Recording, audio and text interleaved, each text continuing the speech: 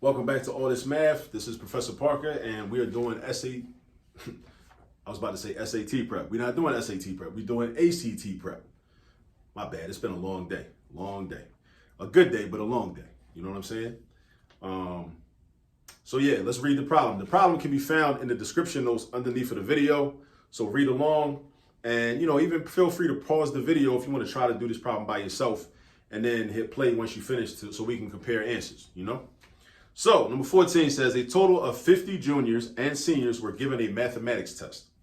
All right, 50 juniors and seniors. So imagine, like, if you're in high school right now, which you probably are if you're watching this video, imagine that, this is your school.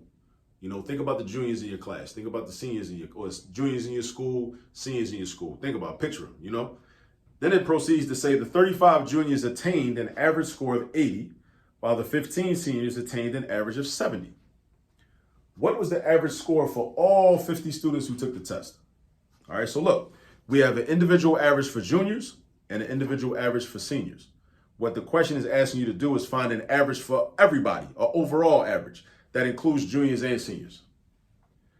So what we need is, we need to know the total number of, the sum of test scores. The sum of test scores. The sum of test scores for the juniors and the sum of test scores for the seniors, then we add them together.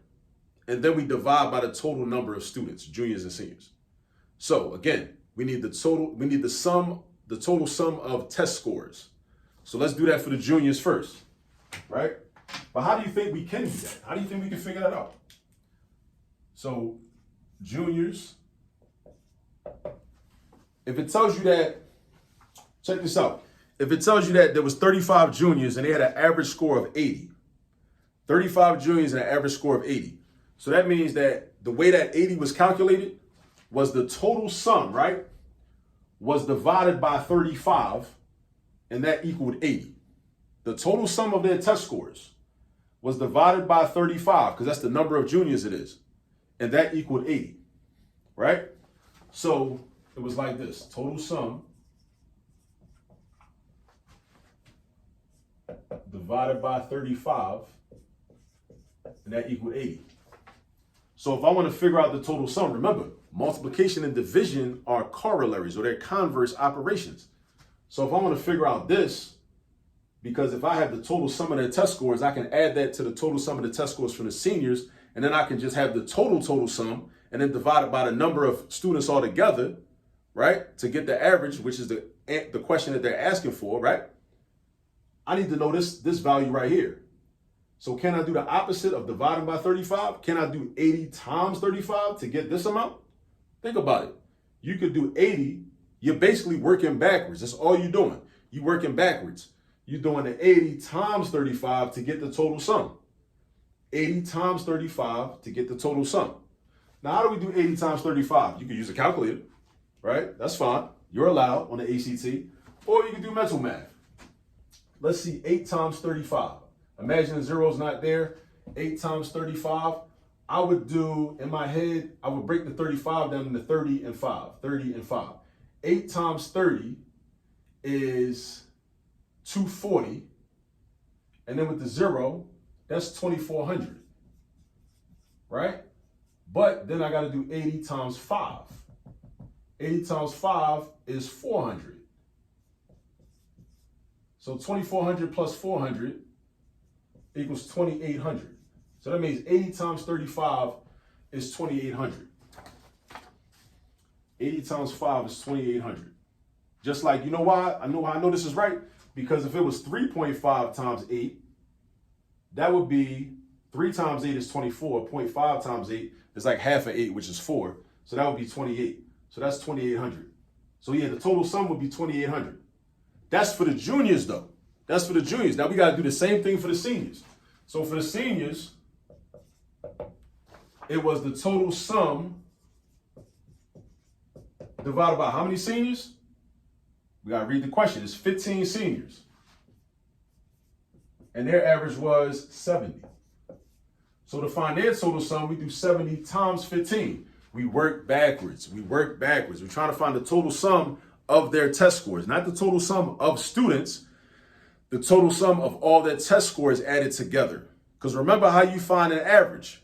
You add up all the test scores, divide by the number of test scores, that gives you the average, right? So we do the opposite in order to get the total sum of test scores, which we need, right? Because we need this, and we need the total sum from the seniors. So we can add them together and then just divide by the number of students, which is 50. And that's going to give us the answer. So now we can use a calculator, 70 times 15. Or you know what? I'm going to do this mentally because I know off the top of my head what 15 times 7 is. I know 15 times 7 is 105. I know some of my 15 facts. I should know all of them. Well, at least up to 15 times 15 or 15 times 25, I would like to know. But 15 times 7 is 105. Because 10 times 7 is 70 and 5 times 7 is 35. So 70 plus 35 is 105. That's another way to get it. So 15 times 70 is 1050, because remember, you got to attach that 0. So that's 1050. So altogether, the total sum of the test scores of the juniors and the seniors is 2,800 plus 1050. 2,800 plus 1050. So that adds up to 3,850. That's the total sum of the test scores of the juniors and the seniors put together. But look how we figured that out. We worked backwards. Right? We multiply by the average by the number of juniors to get the total sum of the test scores among the juniors. Then we did the same thing with the seniors. The average times the number of seniors, 1050. Add them together, you get 3,850, right? So you get 3,850. Now, once you get 3,850, now you divide by the number of students, which is 50. So 3,850 divided by 50. How would I do this? Of course, you can use a calculator, but I would say 3,800. Matter of fact, what I would do is this. I would treat this like a 100. But this is like a math trick. So 3,800 divided by 100 is 38, right? But 50 is half of 100. So that means that if 100 goes into 3,800 38 times, since 50 is half of 100, for every 100 is 2 50s. For every 100 is 2 50s. For every 100 is 2 50s. So if 100 goes into 3,800 38 times, you double the 38 to find how many 50s go into 3,800. So you double the 38, that's going to be 76. 38 times 2, 76. Plus that 50 right there is 77. Again, math tricks. Math tricks. You got to learn the math tricks. But of course, you can use a calculator. The calculator will give you the same thing. 3,850 divided by 50 is 77. But notice what I did.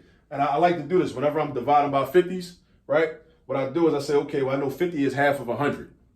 And I know 100 goes into 3,800. Like basically, I break this up into 3,800. And this is 50, right? And you can do this. Like, it's not that bad. Like, if you've never seen it before, it might look, oh, that's so hard. How'd you do that? No. Try it.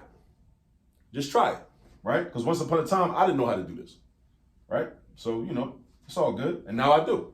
So look, how many hundreds fit into 3,800? 38 of them. That's why it's called 3,800. It's 3,800s. Like $3,800, $3,800 bills, right? 50 is half of 100.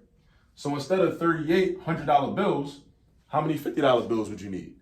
You would double 38 because 50 is half of 100. So you need twice as many bills if you're only dealing with 50s. Think of like in the context of money, right? So 38 times 2. What's 38 times 2? Well, 30 times 2 is 60. 8 times 2 is 16. 60 plus 16 is 76. So that's 76, right? And then 50 into itself one time is once. 76 plus 1 is 77. There you go. There you go. This is why I love math. It makes sense. It makes sense, but you gotta make it make sense. You gotta practice. You gotta practice and learn the different ways to manipulate problems and understand the problems. You gotta do that. You gotta put the work in. And then it's gonna get fun. I promise you, but you gotta put the work in. And you gotta disabuse yourself of all the negative propaganda you've been exposed to your whole life. Telling you that math is too hard. You don't got the math gene. Math is useless. Math is never gonna help you in life. All right. People programmed a lot of us that way for a reason. It's a scheme. Think about it. It's a scheme. But anyway, this is just some ACT. I was about to say it again. This is some ACT prep questions that, you know, I hope that you become more familiar with. Keep practicing. Keep practicing. If you're studying for the ACT, keep practicing. Definitely keep practicing for the ACT. Get yourself more familiar with the questions. That's how you win. You got to get more familiar with the questions. So when you actually are taking the test and you see those problems, you just remember, oh, this is what I got to do. When I see this, I got to do this. When I see this, I got to do this. But you got to go through that process of being unfamiliar in order to get familiar and become familiar. All right. So this is Professor Parker signing off. Go get some practice, and I will see y'all on the next video.